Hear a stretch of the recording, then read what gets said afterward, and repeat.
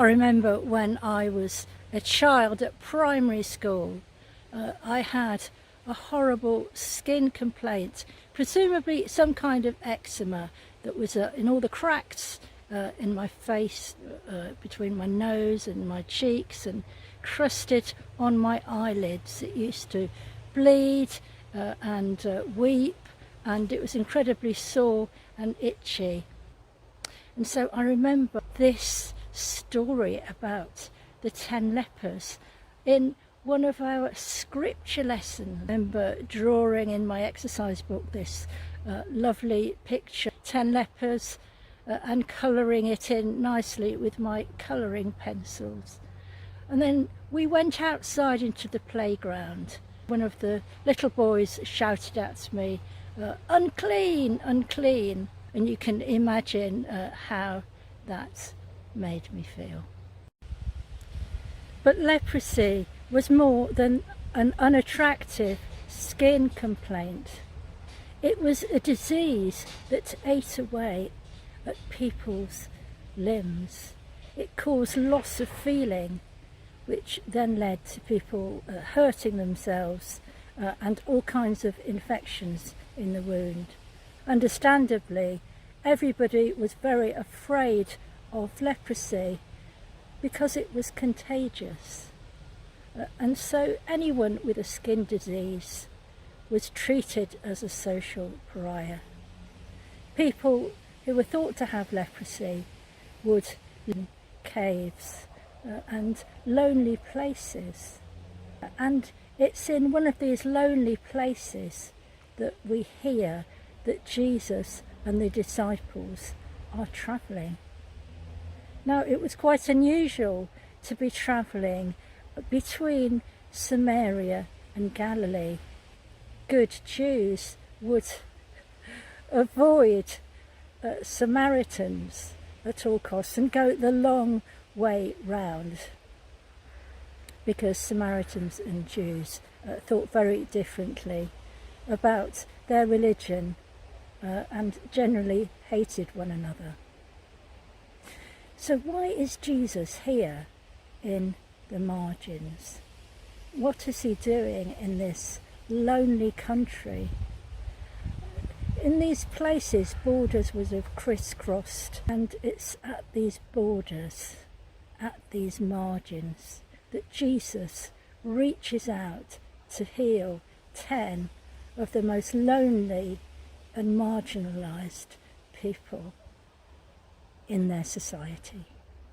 Now, it's very likely that in the Bible, leprosy is a symbol of sin and wrongdoing, of everything that spreads contagion and poverty and distress in society.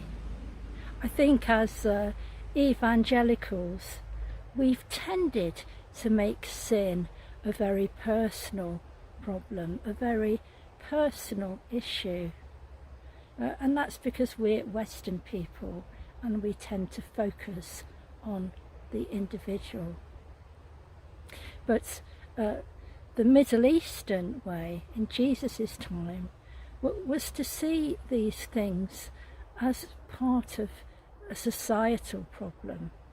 This is why the prophets generally spoke to the whole nation. We all know really good people that we like and admire, who've had a hard time in life.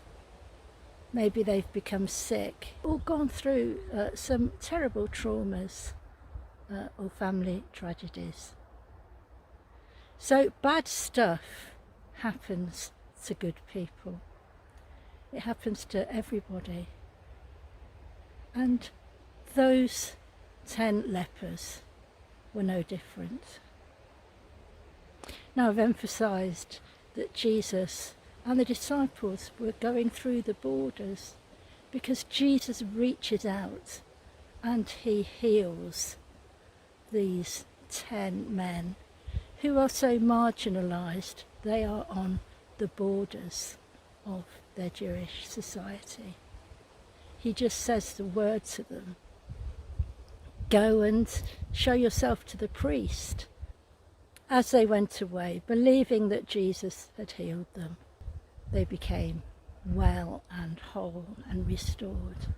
And we all know the story, don't we, that only one of the lepers had the courtesy to come back to Jesus to thank him. And the amazing thing, of course, is that this one was the person who was most of all cast out, because he was also a Samaritan and not a Jew. What might we have said to that Samaritan leper if we'd been in Jesus' place? Would we have been tempted to put him right, to tell him that his way of worshipping God was wrong, that his beliefs were wrong, that he should convert? Disciples might have been tempted to say something.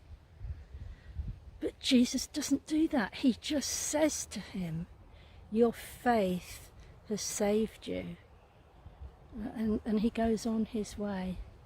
I think there's a lot that we can learn about being inclusive, about loving those on the margins, about loving them with the love of Jesus that it does not seek to control, but heals and restores and sets people free. Healing God, we thank you that you see us as we really are. You see those parts of us that no one else sees. Unlike the lepers, the parts of many of us in need of healing are hidden and secret. Only we know about it. Cleanse us, heal us, and restore us. Like those lepers, may we hear your word and simply go and do what you have told us to do. Jesus, dear Lord, of the broken, of the hurting, of the marginalised, of those on the boundaries. Make us compassionate, tender-hearted and caring to those whom we perhaps have never noticed or cared about before. Fill us with your presence and your healing love, that we too may bring restoration and grace to those on the borders. Amen.